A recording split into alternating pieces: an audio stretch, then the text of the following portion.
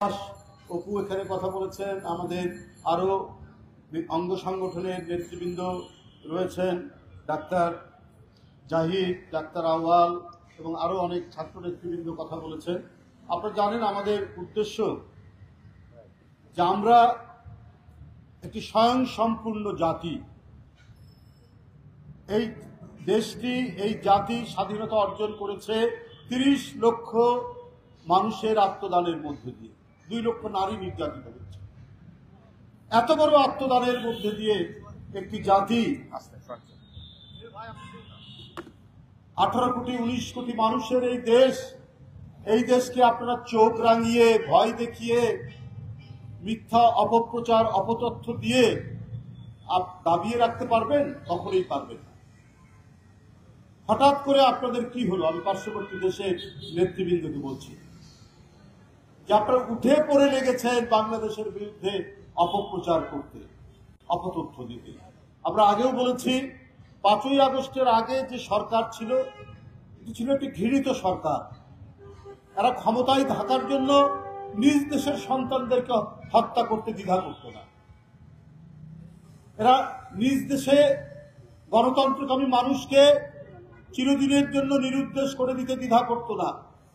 এরা cross fire দিয়ে নদীর ধারে, খালের ধারে মানুষ হত্যা করত নিজ দেশে।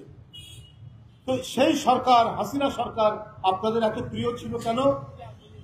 কারণ আপনাদের সাহসে, আপনাদের উস্কানিতে শেখ হাসিনা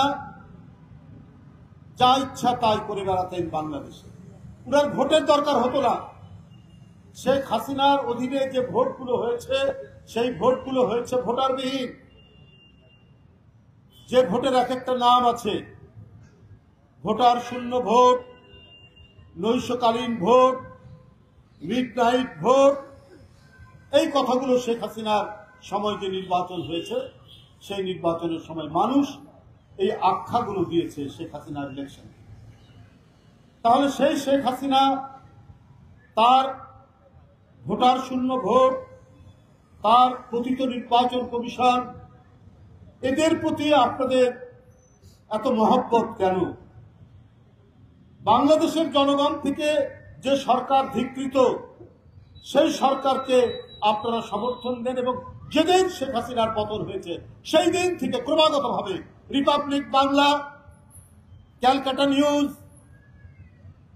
একের পর এক এই সমস্ত সামাজিক গণমাধ্যম একবারে ডাহা মিথ্যা কথা তিনি বলে বেড়াচ্ছেন। আমরা ভারতের কোন অভ্যন্তরীণ বিষয়ে কোনো কথা বলি? ওখানে কংগ্রেস, বিজেপি কে ক্ষমতায় আসছেন, যাচ্ছেন, এটা তো ভারতের জনগণের ব্যাপার। ভারতের জনগণের যদি অধিকার থাকে তাদের কেন্দ্রে এবং প্রদেশে তারা ক্ষমতায় যাবেন, সেই অধিকার যদি তারা থাকে, আর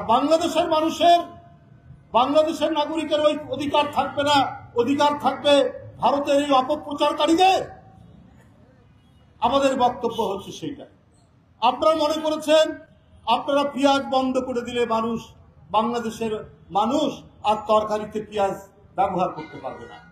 আপনারা রসুন, আদা বন্ধ করে দিলে, সয়াবিন তেল বন্ধ করে দিলে আমরা আর এগুলো আমাদের রান্নায় ব্যবহার করতে পারবো না। এটা তো আপনারা দুঃস্বপ্ন দেখছেন যে এদেরকে আমরা পানিতে, ভাতে, তরকারিতে ওদের বঞ্চিত করব। আপনারা পশু রপ্তানি, অর্থাৎ গরু, বিশেষ করে গরু রপ্তানি আজকে 5-6 বছর ধরে বন্ধ করে দিয়েছে। বাংলাদেশের মানুষ বাড়িতে বাড়িতে, গ্রামে গ্রামে তারা গরুর খামার, ছাগলের খামার গড়ে তুলে এক কোরবানি ঈদেই 1 কোটি 20 লক্ষ গবাদি পশু জবাই হয়, সেইটার ব্যবস্থা করেছে। এবং প্রতি বছর সাধারণ মানুষের মাংসের যে প্রয়োজন হয় সেটারও দেশের মানুষ ব্যবস্থা করেছে। তা আপনারা ভুলে যাবেন না, এদেশের মানুষ অত্যন্ত শ্রমপ্রিয়, কষ্টপ্রিয়। তারা তাদের প্রয়োজনীয় পেঁয়াজ, রসুন, আদা যেগুলো আমরা আমদানি করি সেগুলো তারা উৎপাদন করতে এবং অতিমাত্রায় উৎপাদন করতে পিছপা থাকে। আর আপনারা মনে করেন যে আপনারাই শুধু একটা দেশ আছেন পৃথিবীতে। পৃথিবীতে আর দেশ নয় যাদের কাছ থেকে আমরা পেঁয়াজ আমদানি করতে পারবো, যাদের কাছ থেকে আমরা রসুন আমদানি করতে পারবো, যাদের কাছ থেকে আমরা পাম অয়েল, সয়াবিন তেল আমদানি করতে পারবো। সেই সব দেশ নেই? সেই সব দেশ তো আছে। আপনারা মনে করেছেন ওকে বন্ধ করে দিলে বাংলাদেশের মানুষের অবস্থা কাহিল হবে। অবস্থা কাহিল হচ্ছে আপনাদের নিউ মার্কেটের কোনো দোকান চলে না, আপনাদের কলকাতার কি বলে হোটেলগুলো বন্ধ হয়ে গেছে, আপনাদের মার্কেটগুলো বন্ধ হওয়ার উপক্রম। বাংলাদেশের মানুষই তারা কলকাতায় গিয়ে, ভারতে গিয়ে ডলার খরচ করে তারা সেখানে কেনাকাটা করত, চিকিৎসা করত। হাসপাতাল আর চলবে না। বাংলাদেশের মানুষ ডলার খরচ করে সেখানে চিকিৎসা করাতো, আর হয়তো একটু ট্যুরিজম হতো। আপনারা বন্ধ করে দিয়ে মনে করেছেন বাংলাদেশের মানুষ বোধহয় এতে অস্থির হয়ে যাবে। বাংলাদেশের মানুষ আনন্দিত। আপনাদের চাইতে বাংলাদেশ যে একটি দেশ, এই দেশের আয়তন এবং লোক সংখ্যা অনুযায়ী আমাদের অনেক মেডিকেল কলেজ আছে, আমাদের অনেক হাসপাতাল আছে। আপনারা কিসের অহংকার করেন? মানুষ যেত, চিকিৎসাও করালাম, আবার একটু ঘুরে টুরেও দেখলাম। প্রয়োজন হলে থাইল্যান্ড যাবে, মালয়েশিয়া যাবে, ইন্দোনেশিয়া যাবে, অন্য দেশে যাবে। আপনাদের মতো হিংসাশ্রয়ী, আপনারা যারা আমাদের প্রতি ঘৃণা পোষণ করেন, সেই দেশে মানুষ যেতে চায় না। কারণ এরা রক্তমূল্য দিয়ে স্বাধীনতা কেনা এই জাতিকে আপনি বঞ্চিত করে, এই জাতিকে আপনি ভয় দেখিয়ে আপনাদের নতজানু করবেন, সেই জাতি বাংলাদেশ নয়। বন্ধুরা আমার,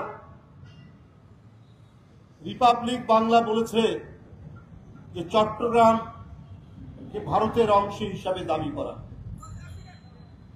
আরো কত মিথ্যা অপপ্রচার দিয়েছে। আমরা বলেছি একটি স্বাধীন সার্বভৌম দেশে আপনারা দাবি করলে, আমিও এর আগে বলেছি, আমরাও আমাদের নবাবের এলাকা ওই বাংলা, উড়িষ্যা এবং বিহার আমরা দাবি করব। এটা তো আমাদের ন্যায্য পাওনা। কিন্তু এই কথা আমরা বলতে চাই না। অনেক সংগ্রাম, আন্দোলন, ব্রিটিশ বিরোধী সংগ্রাম এই উপমহাদেশের লোক একসাথে আমরা করেছি। কিন্তু আপনারা সাম্প্রদায়িকতার ধোঁয়া তুলে ভারতকে যেমন বিভাজন করছেন, ভারতের স্বাধীনতার পর থেকে গণতন্ত্রের যে একটি ঐতিহ্য ছিল সেটাকে যেমন ভুলুণ্ঠিত করছেন, আর সেই সাম্প্রদায়িকতার ধোঁয়া তুলে কট্টর হিন্দুবাদীদেরকে উস্কে দিয়ে আপনারা চাচ্ছেন উপমহাদেশে আপনাদের আধিপত্য কায়েম। আপনাদের এই বিদ্বেষপূর্ণ মনোভাব, আপনাদের এই হিংসাশ্রয়ী মনোভাব, আপনাদের এই ধরনের অপরকে ঘৃণা করার মনোভাবের কারণে আজকে নেপাল আপনাদের সাথে নেই, আজকে ভুটান আপনাদের সাথে আর নেই, আজকে শ্রীলঙ্কা আপনাদের সাথে নেই, আজকে মালদ্বীপ আপনাদের সাথে নেই, পাকিস্তান তো নেই প্রথম থেকে, বাংলাদেশ আপনাদের সাথে নেই। শুধুমাত্র আপনাদের অহংকার এবং একের পর এক শোষণের যে, আগ্রাসনের যে মনোবৃত্তি, এই কারণে। তাই বন্ধুরা আমার, আমি আপনাদের যারা এখানে উপস্থিত হয়েছেন, আজকে আমরা বাংলাদেশি পণ্য আমরা কিনে হব ধন্য, এই স্লোগান দিয়ে আমরা নিজেদের উৎপাদিত, এই যে এখানে অনেক শ্রমিক দাঁড়িয়ে আছেন, তারা যে শ্রম দিয়ে উৎপাদন করে, আমাদের ব্যবসায়ী, আমাদের যে সমস্ত কাপড়ের দোকান, আমাদের যে সমস্ত পণ্যের দোকান, টুথপেস্ট, টুথব্রাশ, সাবান, তারপরে নারিকেল তেল, সরিষার তেল, আমাদের দেশের ব্যবসায়ীরা, আমাদের দেশের মিল মালিকরা যেটা উৎপাদন করে আমরা সেটাই ব্যবহার করব, সেটাই বিক্রি করব। আমরা কারো দিকে ফিরে তাকাবো না, কারো দিকে আমরা চাইবো না। হ্যাঁ, এই গ্লোবালাইজ পৃথিবীতে একে অন্যের সাথে লেনদেন হয়, বাণিজ্য হয়, কিন্তু যারা ঘৃণা করে আমাদেরকে, যারা আমাদের দেশের প্রতি আগ্রাসন চালাতে উস্কানি দেয়, তাদের সাথে আমরা কোনো ব্যবসা বাণিজ্য করতে চাই। বন্ধুরা আমার, আপনাদের সকলকে ধন্যবাদ জানাচ্ছি। এখন আমাদের এই মুহূর্তের এই ছোট্ট আমাদের দেশীয় পণ্য কেনাকাটার ব্যবস্থা করা করছেন। আমাদের যারা স্বেচ্ছাসেবক আছেন তারা করবেন।